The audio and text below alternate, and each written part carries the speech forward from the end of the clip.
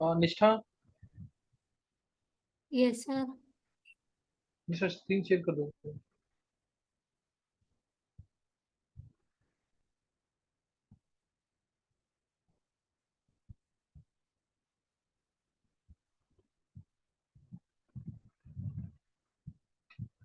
निष्ठा रिकॉर्ड कर लेना तुम भी।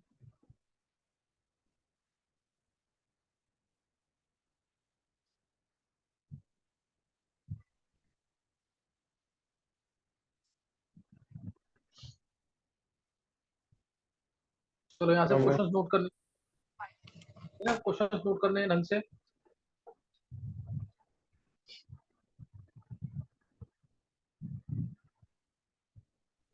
देखो फर्स्ट क्वेश्चन से। फर्स्ट क्वेश्चन है how how would you determine the standard electrode potential of the system Mg2 plus से Mg। है ना, इसका स्टैंडर्ड इलेक्ट्रोड पोटेंशियल कैसे निकलेगा। तो ये मैंने क्लास में कराया हुआ है। स्टैंडर्ड हाइड्रोजन इलेक्ट्रोड जो है उसमें बताया हुआ पूरा यही क्वेश्चन कराया था, अगर तुम्हें याद हो तो।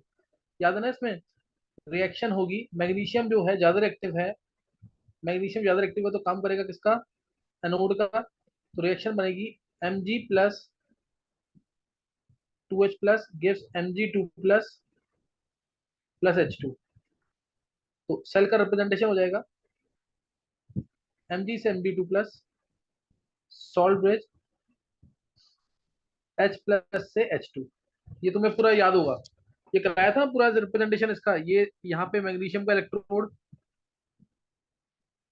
यहाँ मैग्नीशियम का इलेक्ट्रोड, यहाँ पे SHE मैग्नीशियम की रॉड 1 मोलर मैग्नीशियम सल्फेट में। यहाँ प्लेटिनम फॉइल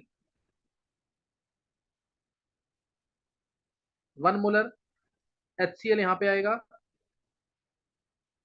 यहाँ पे 1 मोलर मैग्नीशियम सल्फेट, दोनों सोल्यूशन को कनेक्ट कर रखा है वाया सॉल्ट ब्रिज।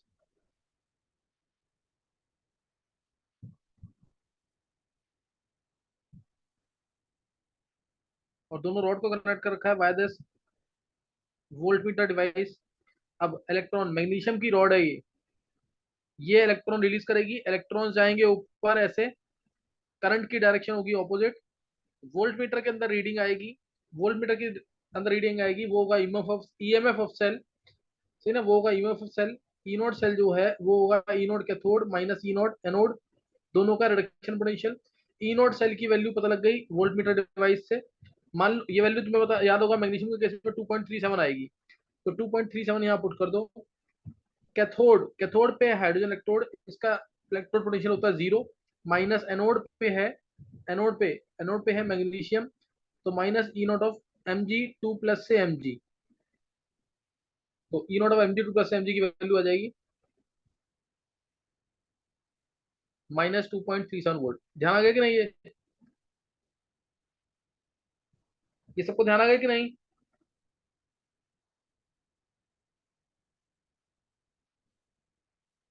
निष्ठा,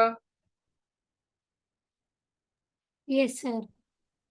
ये क्लास में डिस्कस किया हुआ है, ये क्लास में पूरा डिस्कस किया हुआ है, सही ना। मैग्नीशियम यहीं से स्टार्ट, अगर तुम 2 मार्क्स में तुम ये भी दिखा दोगे तो कोई दिक्कत नहीं है। ये सेल का रिप्रेजेंटेशन होगा, ई नोट सेल की वैल्यू वोल्ट मीटर डिवाइस में आ जाएगी। ई नोट कैथोड 0, ई नोट एनोड निकालना वो निकल जाएगा। नेक्स्ट क्वेश्चन देखेंगे, नोट करते रहना बहुत ढंग से इनको, तरीका देख लेना लिखने का क्या तरीका होना चाहिए। Can you store copper sulphate solution in A zinc pot. तो इसके लिए तुम्हें ना ई नोट वैल्यूज एक्चुअल में क्वेश्चन में दी होगी। ई नोट ऑफ कॉपर 2 प्लस से कॉपर 0.34 दिया होगा। ई नोट ऑफ जिंक से जिंक 2 प्लस 0.76 वोल्ट दिया होगा। तो इसने बोला क्या है, कॉप पहले ऐसा क्वेश्चन कभी भी आता है तो पहले तुम ई नोट वैल्यू चेक करना, दोनों होने चाहिए रिडक्शन पोटेंशियल। ये दे रखा है रिडक्शन पोटेंशियल कॉपर प्लस 2 से कॉपर, दूसरा दे रखा है ऑक्सीडेशन पोटेंशियल, तो इसको कन्वर्ट कर लेना पहले। तो ई नोट ऑफ जिंक 2 प्लस से जिंक की वैल्यू आ जाएगी यहाँ से -0.76 वोल्ट, है ना, -0.76 वोल्ट। तो इसको सॉल्व कर लेंगे यहाँ से। अब ई नोट सेल, कॉपर सल्फेट को जिंक पॉट में रखना है। कॉपर सल्फेट प्लस जिंक क्या देगा, zinc sulphate plus copper, zinc sulphate plus copper. तो रिएक्शन आ गई, zinc plus copper 2 plus give zinc 2 plus plus copper, ये आ गया। सेल का प्रेजेंटेशन हो गया जिंक से जिंक 2+, सॉल्ट ब्रिज, कॉपर 2+ से कॉपर। ई नोड सेल आएगा, ई नोड कैथोड, कैथोड पे है कॉपर, कैथोड पे कॉपर, इसका reduction potential minus E naught anode, इसका रिडक्शन पोटेंशियल, दोनों का रिडक्शन पोटेंशियल पता है। कॉपर का, ये पहले कॉपर का पुट करना, राइट वाले का, ये 0.34 है, माइनस माइनस 0.76, सॉल्व करेंगे 1.1 वोल्ट आ रहा है। ई नोट सेल पॉजिटिव है, रिएक्शन स्पॉन्टेनियस है, so we can't store, reaction spontaneous है सो वी कांट स्टोर, क्योंकि ई नोट सेल पॉजिटिव है। क्लियर है कि नहीं है? Yes sir. है ना? तो ये सेकंड क्वेश्चन हो गया, नोट कर लिया सबने? नोट करते रहना जल्दी जल्दी। नेक्स्ट है,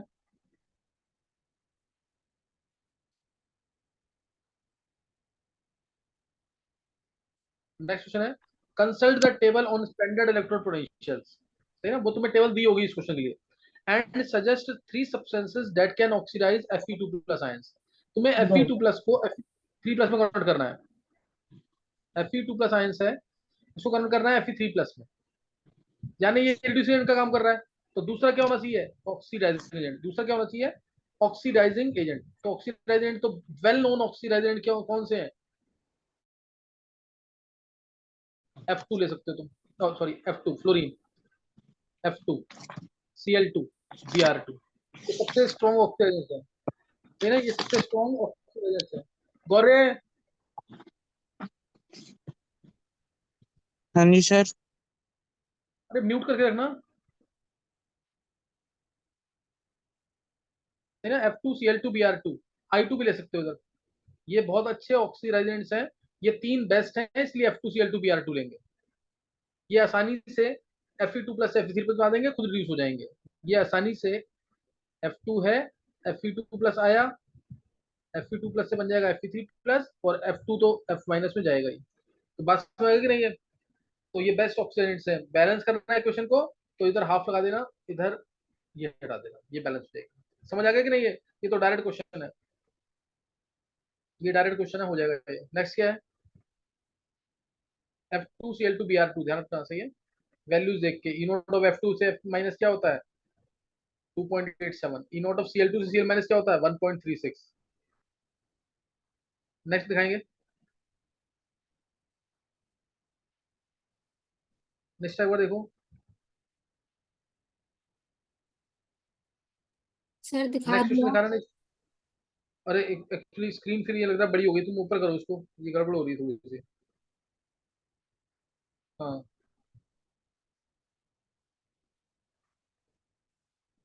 नीचे करना निशान, नीचे, एक मिनट। हाँ, ये क्वेश्चन है ना, calculate the potential of hydrogen electrode in contact with a solution whose pH is 10, whose pH is 10, ठीक है, whose pH is 10। तो इसके लिए हाइड्रोजन इलेक्ट्रोड है, H++ electron gives half H2, H++ electron gives half H2 आएगा, तो half H2 आ गया। अब ई सेल जो होगा इसका, वो होगा ई नॉट ऑफ H+ से H2 माइनस 0.0591 बाई एन की वैल्यू 1 होगी, log of pressure of H2 की power half divide by H+ ions. तो प्रेशर ऑफ H2 की पावर हाफ जो है उसको तो 1 ही ले लेंगे, ई नोट की वैल्यू 0 माइनस 0.0591 बाई एन 1 है, लॉग ऑफ 1/H होता है पीएच, लॉग ऑफ 1/H ये होता है पीएच, ये पीएच है, पीएच दे रखा 10, तो आंसर आ गया -0.591 वोल्ट। क्लियर है कि नहीं?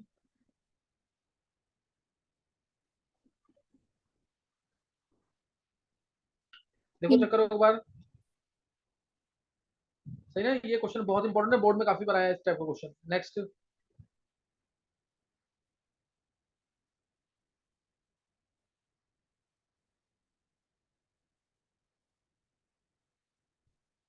नेक्स्ट क्वेश्चन देखेंगे, question number 5। Calculate the EMF of the cell in which the following cell reaction, cell reaction कौन सी है वो देखेंगे एक बार। Nickel plus 2Ag plus, nickel plus 2Ag plus gives nickel 2 plus gives 0.16 m molar plus 2Ag। है ना, ये दे रखा है तुमने। तो इसमें ई, अब ई सेल निकालना है हमें इसका। तो इसके लिए मैं सेल का रिप्रेजेंटेशन लिख रहा हूँ। निकल से निकल 2 प्लस आएगा। सॉल्ट ब्रेज, सॉल्ट ब्रेज, ये दूसरा क्या है, एजी प्लस से एजी, एजी प्लस से एजी। क्या इनकी ई नोट वैल्यूज दे रखी है निष्ठा? ई नोट ऑफ दे रखा है कि नहीं है? Yes sir. दिखा मेरा।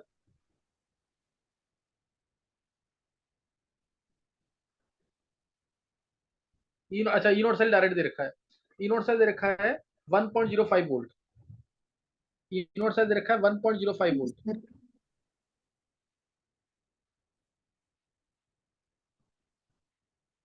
है ना, ई नोट सेल 1.05 वोल्ट है। तो यहां से अब निकल जाएगा ई सेल।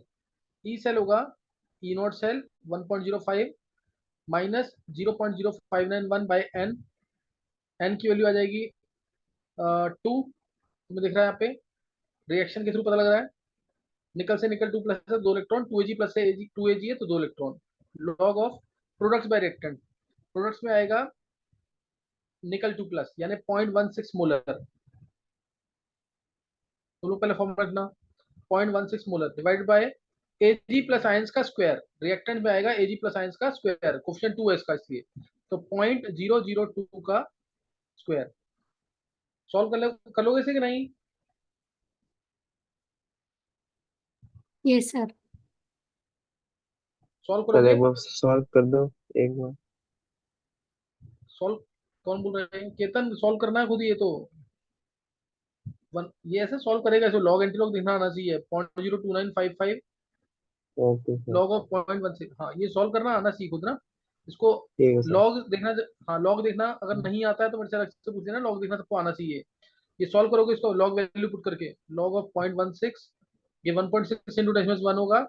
और ये लॉग 0.002 का स्क्वायर यानी ये कितना हो जाएगा, 4 इंटू 10 4 इंटू 10 6। और ये 10 की 6 हो जाएगा ऊपर जाकर के, 10 की 4 हो जाएगा। 4 इंटू 10 की 4 आ जाएगा ये। सॉल्व करेंगे 1.05 माइनस 0.02955 लॉग ऑफ 4 इंटू 10 की 4 यानी लॉग 4 प्लस 10 की 4 था ना, प्लस 4 आ जाएगा। 4 और लॉग 4 होता है 0.6020। 4.6020 से मल्टीप्लाई करेंगे 0.91 वोल्ट आंसर आएगा। और मैंने तुम्हें बता रखा है ये कि आंसर हमेशा ई नोट सेल के, ई नोट सेल के बहुत क्लोज होता है। तो 0.91 वोल्ट आ जाएगा। क्लियर है कि नहीं है? इनको जरूर कराना चाहिए। मैंने जो तरीका सिखाया था ना, पहले चेक फॉर रिडक्शन पोटेंशियल, उसके बाद ई नोट सेल निकालो, फिर फाइनल बैलेंस इक्वेशन और उससे आंसर निकालना है। क्लियर है कि नहीं ये क्वेश्चन? बहुत तरीके से करके आज कंप्लीट करना है इसको। नेक्स्ट क्वेश्चन देखेंगे।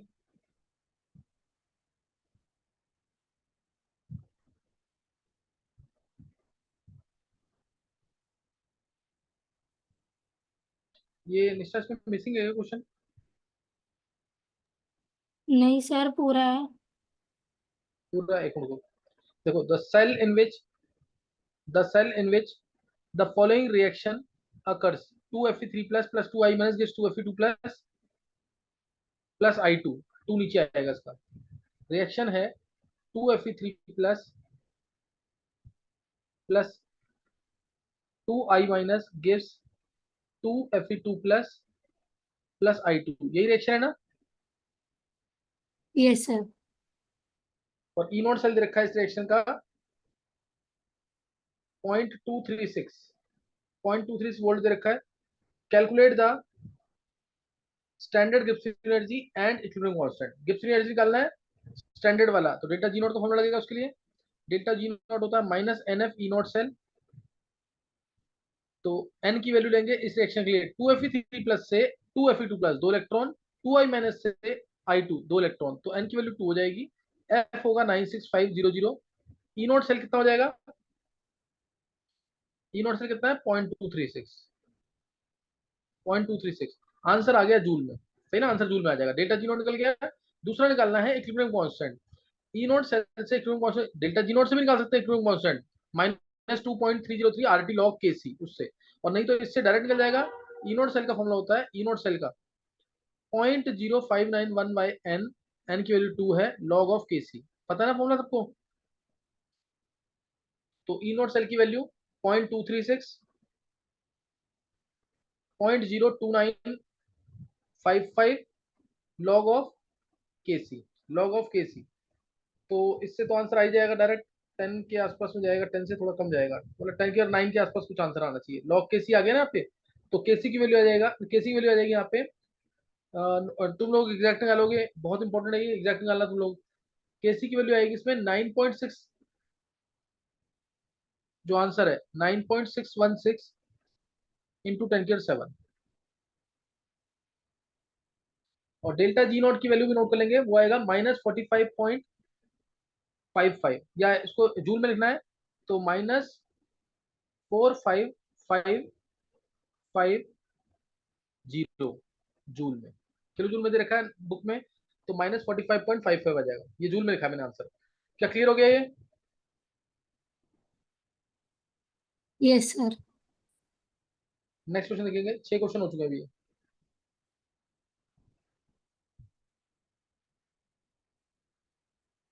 ये तो क्वेश्चन मैंने बहुत बार क्लास में पूछा हुआ है। क्वेश्चन क्या है? Why does the conductivity of A solution decrease with dilution? Conductivity decrease क्यों करती है? बिकॉज वैसे तो नंबर ऑफ आयंस बढ़ते हैं, लेकिन पर यूनिट क्यूब में, बहुत इंपॉर्टेंट क्वेश्चन है, because number of ions per unit cube, per unit cube पे अंडरलाइन कर देना, बहुत इंपॉर्टेंट है। Number of ions per unit cube या पर centimetre cube decrease with dilution, इसलिए कंडक्टिविटी डिक्रीज करती है। ये क्लास में बहुत डिटेल में डिस्कस किया हुआ है, क्लियर है कि नहीं ये?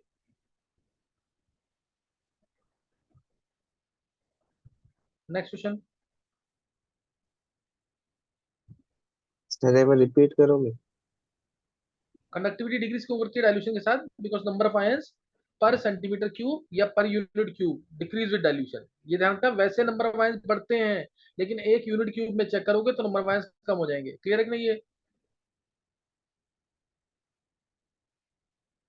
समझ आ गया कि नहीं ये? हाँ जी सर। अब नेक्स्ट क्वेश्चन देखेंगे। Suggest way to determine the molar connectivity, आएगा यहाँ पे, मिसिंग है थोड़ा सा। टू डिटरमाइन मोलर कनेक्टिविटी, यही है ना? Of molar connectivity value of water. Molar connectivity निकालनी है वाटर की, वाटर वीक इलेक्ट्रोलाइट है, तो कैसे निकालेंगे? Using Colebrook law. तो कैसे निकालेंगे? Using Colebrook law. मैंने तुम्हें बता रखा है, मोलर कनेक्टिविटी अगर पूछेंगे कभी भी वाटर के लिए, तो वाटर के अंदर this is equal to ionic reactance of H plus plus ionic reactance of OH minus, ionic reactance of H plus plus ionic reactance of OH negative. अब H प्लस से क्या सोचेंगे? HCl, तो मोलर कनेक्टिविटी हमें पता होनी चाहिए HCl की, वो होगा ionic reactance of H plus plus ionic reactance of Cl minus. Molar connectivity ओचाइन, ओचाइन से क्या सोचेंगे? मोलर कनेक्टिविटी ऑफ NaOH, तो NaOH की क्या होगी? Ionic reactance of Na plus plus ionic reactance of OH minus. और क्या नहीं चाहिए इसके अंदर? Cl माइनस और Na प्लस। तो मोलर कनेक्टिविटी NaCl की ओर से ही है। ऐसे बहुत सारे तरीके बन सकते हैं निकालने के। Ionic reactance of Na plus plus ionic reactance of Cl minus. तो क्या करेंगे अब? ये इक्वेशन 1, ये इक्वेशन 2, ये equation 3। Equation 1 plus equation 2 minus equation 3 gives this equation, molar quantity of water gives this equation। कर लोगे कि नहीं क्वेश्चन ये?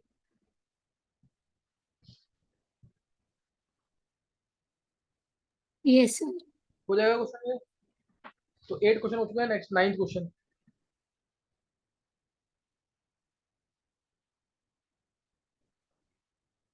नोट करते रहना जरूर, सारे क्वेश्चन इंपॉर्टेंट है ये। देखो 9th क्वेश्चन क्या है?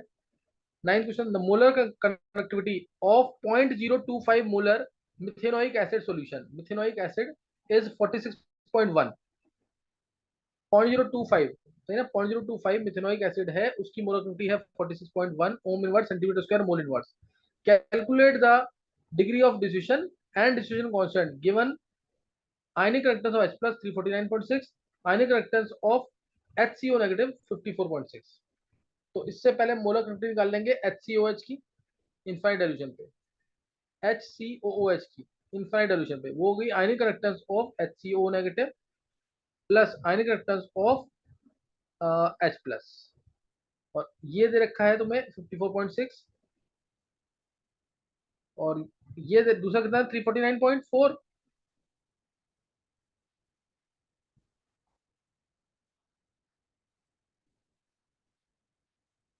6 हो गई 0.6। 349.6। हाँ, दोनों को ऐड कर देंगे, मोलर कंडक्टिविटी आ जाएगी HCOH की इनफाइनाइट डाइल्यूशन पे, इनफाइनाइट डाइल्यूशन पे आ गया। और हमें एनी कंसंट्रेशन पे दे रखा है molar conductivity at any concentration of formic acid, वो कितनी दे रखी वैल्यू, वो वैल्यू है 46.1, 46.1 एनी कंसंट्रेशन 46.1। और इनफाइनाइट डाइल्यूशन पे दोनों को ऐड करके निकाल लोगे, इनफाइनाइट डाइल्यूशन पे दोनों को ऐड करके निकालोगे, कितनी आ रही वैल्यू 404.2 ओम इनवर्स, जिसको सीमन भी बोल सकते हैं, ओम inverse centimetre square mole inverse, same unit इसकी होंगी, यूनिट का जरूर ध्यान रखना। फिर इससे अल्फा निकल जाएगा, alpha is molar conductivity at any concentration by molar conductivity eight infinite dilution, any concentration पे है 46.1, इनफाइनाइट डाइल्यूशन पे है 404.2, 404.2। तो सॉल्व करेंगे, अल्फा आ जाएगा यहाँ से, सही है, अल्फा आएगा 0.114, यानी 11.4% है, अल्फा आ गया 11.4%। तो अब इसमें निकालना है के निकालना है, तो के ऐसी सॉल्ट्स के लिए के तो पता ही डायरेक्ट क्या होता है, C alpha square by 1 - alpha. नहीं समझ आया तो यहाँ से देख के निकाल लेना, HCOOH है, ये टूटेगा H plus plus HCOO negative में, सी 0 0 होंगे स्टार्टिंग में, H प्लस और HCO नेगेटिव, सी में से सी अल्फा जाएगा, सी अल्फा और सी अल्फा बनेगा। तो यहाँ सॉल्व करेंगे तो के आ जाएगा C alpha square by 1 - alpha, C की वैल्यू दे रखी है 0.025, ये रही 0.025, अल्फा 0.114 का स्क्वायर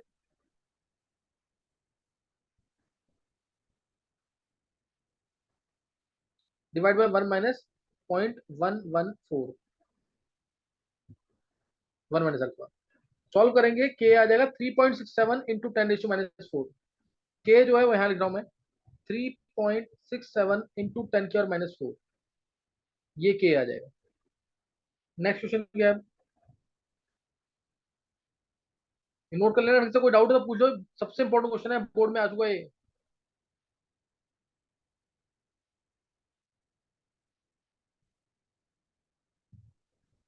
नेक्स्ट क्वेश्चन जो है, if a current of 0.5 ampere flows through a metallic wire, flows through a metallic wire, current flow कर रही है 0.5 एम्पेयर की, flows through a metallic wire for 2 hours, 2 घंटे के लिए, तो इससे चार्ज निकल जाएगा, then how many electrons flow through the wire, then how many electrons flow through the wire. 0.5 ampere की करंट है तो Q टू IT लगाएंगे, 0.5 एम्पेयर 2 घंटे के लिए जा रही है, तो 2 इंटू 3600 सेकंड में आ जाएगा ये, तो ये कूलम में आ गया, और Q ये आ गया। अब इलेक्ट्रॉन्स कितने फ्लो कर रहे हैं इसके अंदर, इलेक्ट्रॉन्स कितने, मान लो n इलेक्ट्रॉन्स फ्लो कर रहे हैं, एक इलेक्ट्रॉन पे चार्ज E होता है, तो Q NE के इक्वल भी होगा, और Q तुमने ये निकाल लिया, 0.5 इंटू 2 यानी 3600 कूलम है, this is equal to 3600 coulomb, तो 3600 is equal to n into एक इलेक्ट्रॉन पे चार्ज 1.6 इंटू 10⁻19, एंड 1.6 इंटू 10⁻19 है। सॉल्व करेंगे n की वैल्यू 2.246 इंटू 10⁻22 इलेक्ट्रॉन आ जाएंगे।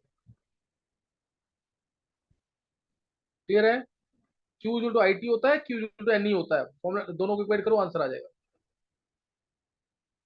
नोट कर लिया है,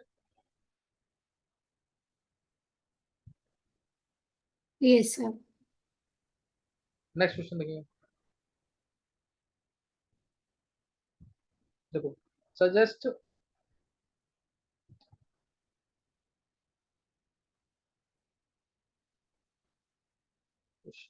suggest a list of metals which can be extracted electrolytically, electrolytically कौन से मेटल्स एक्सट्रैक्ट होंगे, कौन से मेटल्स एक्सट्रैक्ट होंगे जो ज्यादा रिएक्टिव होते हैं, जो ज्यादा रिएक्टिव मेटल है उनको हम इलेक्ट्रोलिटिकली एक्सट्रैक्ट करते हैं, ठीक है ना। ज्यादा रिएक्टिव कौन से हैं, सोडियम हो गया, मैग्नीशियम हो गया, कैल्शियम हो गया, स्ट्रोंशियम हो गया, सीजियम हो गया, पोटेशियम हो गया, these metals they are extracted electrochemically, electrometrically, electrolytically. Sodium है, मैग्नीशियम है, पोटेशियम है, कैल्शियम है, ये सारे मेटल्स क्या होंगे, मैग्नीशियम है, ये सब मेटल्स क्या होंगे, ज्यादा रिएक्टिव होते हैं, so they are extracted electrolytically. Next note करेंगे।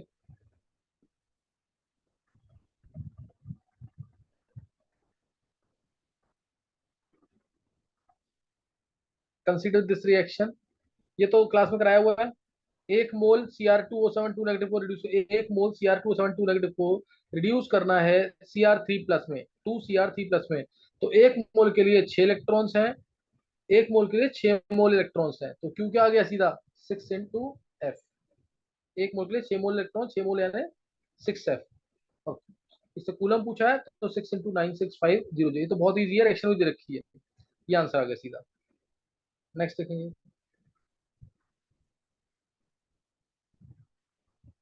Right the chemistry of recharging the lead storage battery that are involve during reaction बतानी है तुम्हें।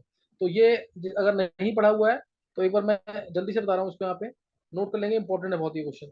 डिस्चार्जिंग और रिचार्जिंग, लेड स्टोरेज बैटरी तुम्हें याद होगा, लेड स्टोरेज बैटरी, उसके अंदर डिस्चार्जिंग होती है, लेड होता है एनोड, लेड होता डिस्चार्जिंग के समय रिएक्शन बता रहा हूँ पहले तुम्हें, इसको याद कर लेना, इंपॉर्टेंट है बहुत, समझाया भी था मैंने क्लास में। पीबी डिस्चार्जिंग के समय लेड होता है एनोड, PbO2 होता है कैथोड, डाइल्यूट H2SO4 होता है इलेक्ट्रोलाइट, 38% में मास होता है।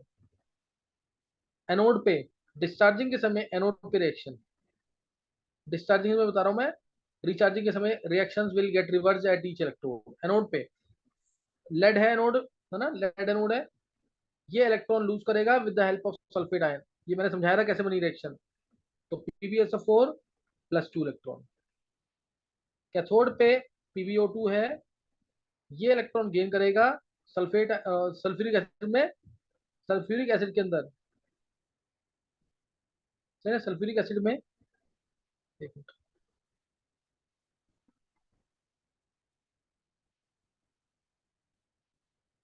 PbO2 आएगा, H प्लस आयन इसको गेन करने में हेल्प करेंगे, 4H plus plus 2 electrons plus sulphate ion balance करने के लिए। ये सारी रिएक्शंस मैंने प्रूव की हुई हैं कैसे आई थी रिएक्शन से। PbO2 कैथोड पे था, H प्लस आयन की हेल्प से इलेक्ट्रॉन गेन करेगा, बैलेंस करने के लिए सल्फेट आयन डालेंगे तो आ जाएगा इससे PbSO4 प्लस 2H2। अब ये PbSO4 कैथोड पे भी बना, एनोड पे भी बना।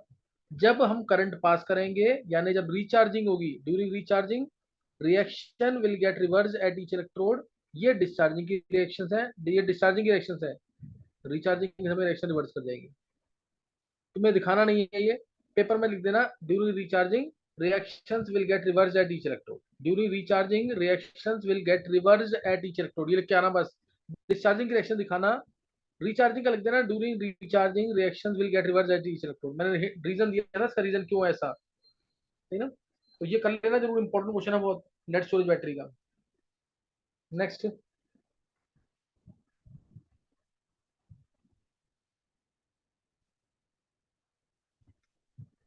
suggest two materials other than hydrogen that can be used as fuels in the fuel cell, that can be used as fuels। तो ये तो बहुत सारे मेटल्स मैंने बताए हुए हैं, बहुत सारे मटेरियल्स हैं जो फ्यूल की तरह यूज होते हैं, जैसे मिथेन, जैसे इथेन, जैसे मिथेनॉल, इथेनॉल, CO, ये सब फ्यूल्स की तरह यूज होते हैं, सही है, other than hydrogen and oxygen. Next क्या है,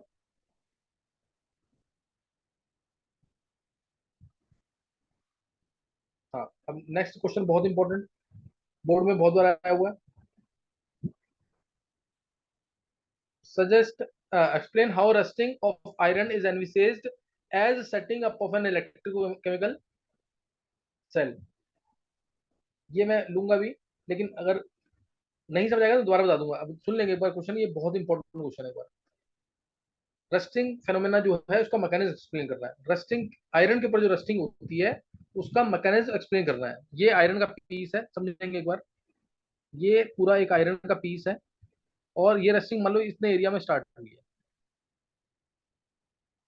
इतने एरिया में रस्टिंग स्टार्ट हुई है, यहाँ पे आया वाटर ड्रॉपलेट, ये वाटर ड्रॉपलेट आया आयरन के सरफेस पे, आयरन के सरफेस पे वाटर ड्रॉपलेट आया, इधर आयरन ने इलेक्ट्रॉन लूज करना स्टार्ट किए हुए हैं, और यहाँ से O2 जो है ऑक्सीजन और H प्लस आयंस मिल करके रस्टिंग प्रोसेस को बढ़ाते हैं। कैसे बढ़ाते हैं आप ध्यान समझेंगे बिल्कुल। आयरन के सरफेस पे वाटर आया, वाटर ने CO2 गैस को एब्जॉर्ब कर लिया एटमॉस्फेयर से, आयरन के सरफेस पे बन गया H2CO3। मैकेनिज्म बता रहा हूँ मैं ये। तो H2CO3 बन गया। H2CO3 जो है ये वीक इलेक्ट्रोलाइट है, पार्शियली टूटेगा 2H plus plus CO3 2 negative में। H2O जो है वो भी पार्शियली टूटेगा आयरन के सरफेस पे H plus plus OH ions में। H प्लस आयंस आयरन के सरफेस पे हो गए एक्सेस में। अब ये H प्लस आयंस इलेक्ट्रॉन को गेन करेंगे, और इलेक्ट्रॉन को गेन कैसे करेंगे, इलेक्ट्रॉन को गेन कैसे करेंगे, अब क्योंकि H प्लस आयंस एक्सेस में है, तो आयरन को, एक्चुअल में आयरन को इलेक्ट्रॉन लूज करना पड़ेगा और रस्टिंग स्टार्ट होगी यहाँ से। ये आयरन ने इलेक्ट्रॉन लूज किए, रस्टिंग फेनोमेना स्टार्ट हो चुका है। ये electrons H plus ions gain करेंगे, जो H प्लस आयंस एक्सेस पे था आयरन के सरफेस पे, ये गेन करेंगे। H plus plus electron gives H, H तो अनस्टेबल है, ये कंबाइन करेगा ऑक्सीजन के साथ, बना देगा 2H2O।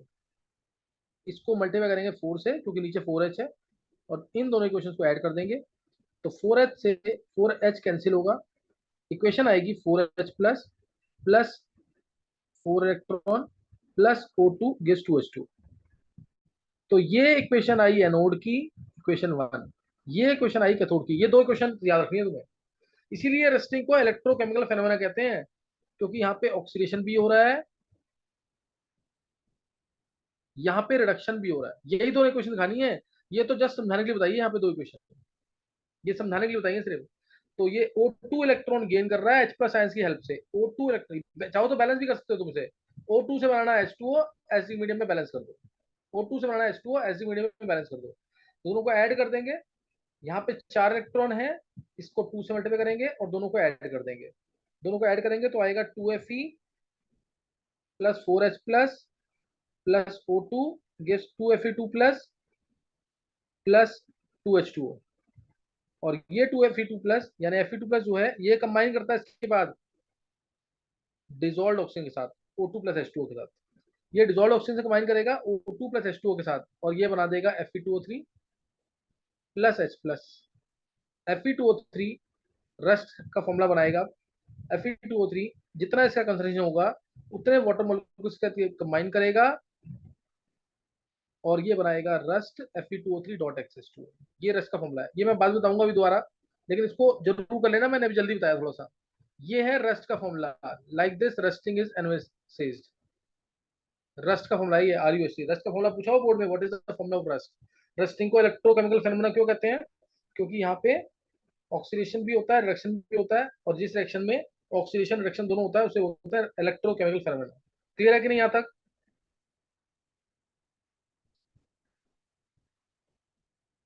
Yes sir. ये क्लियर हो गया यहाँ तक।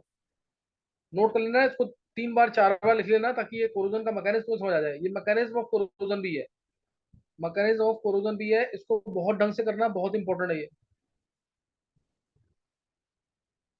चलो नेक्स्ट देखेंगे।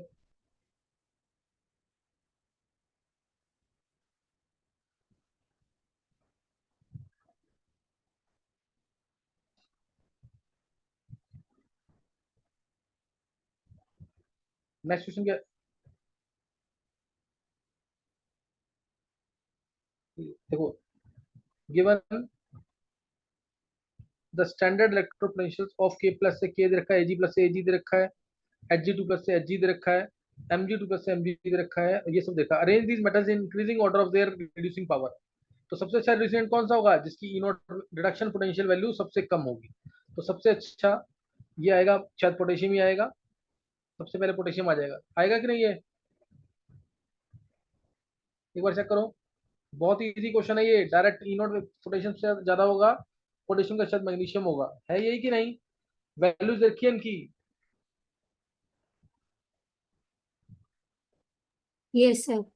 पहले, हाँ पहले पोटेशियम आ जाएगा, फिर मैग्नीशियम, मैग्नीशियम के बाद पोटेशियम सबसे अच्छा रिड्यूसेंट होगा। मैग्नीशियम, मैग्नीशियम के बाद कौन सा है, ये वैल्यू गलत दे रखी है, माइनस में होगी 0.74, क्रोम 3 प्लस से क्रोमियम का, तो शायद क्रोमियम आएगा इसके बाद।